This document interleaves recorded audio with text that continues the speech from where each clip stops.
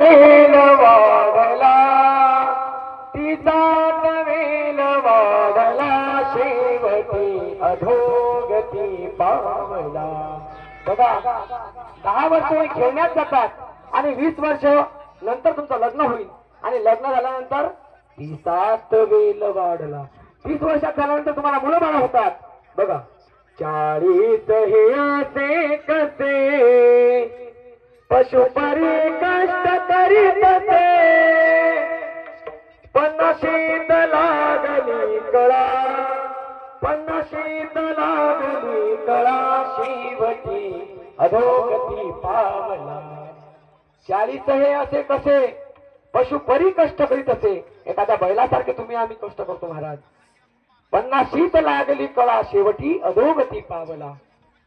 बघा 60त बुद्धी खुंटली 17त दृष्टी हरपली 60त बुद्धी खुंटली 17त दृष्टी हरपली 80त खाटी चिपकला 80त खाटी चिपकला शेवटी अधोगती पावला। 60 बुद्धी खुंटली महाराज काय बोलावं कोणासोबत समजत नाही। 17त दृष्टी हरपली 70 वर्षात झाल्यानंतर माणसाची नजर कमी होते कमी कमी दिसायला लागते। 80त खाटी चिपकला शेवटी अधोगती पावला। 80 वर्षाचा झाल्यानंतर तो खाटीला चिपकतो त्याच्याकडून काहीच कोणतं काम कोणती वारी काहीच होत नाही महाराज। पुढे काय म्हणते पहा 90त म्हणे भगवंता कुठे शोध तुला मी आता 90त म्हणे भगवंता कुठे शोध तुला रे मी आता 100त बुडा खचकला 100त बुडा खचकला शेवटी अधोगती पावला।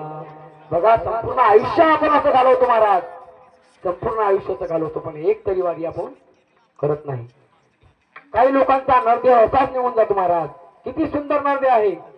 औट हात का मानव देह अल्लाह तुझ दिया खाया पिया सुख से सोया नाहक जमाना खोया कमल मुख राम भजन को दिया कमल मुख राम भजन को दिया।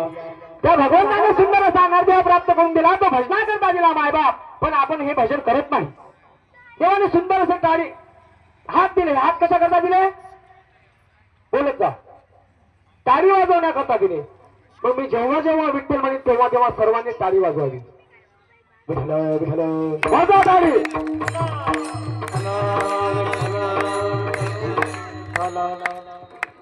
हात टाळी वाजवण्याकरता दिले पाय कशा करता दिले हो बोलत जा।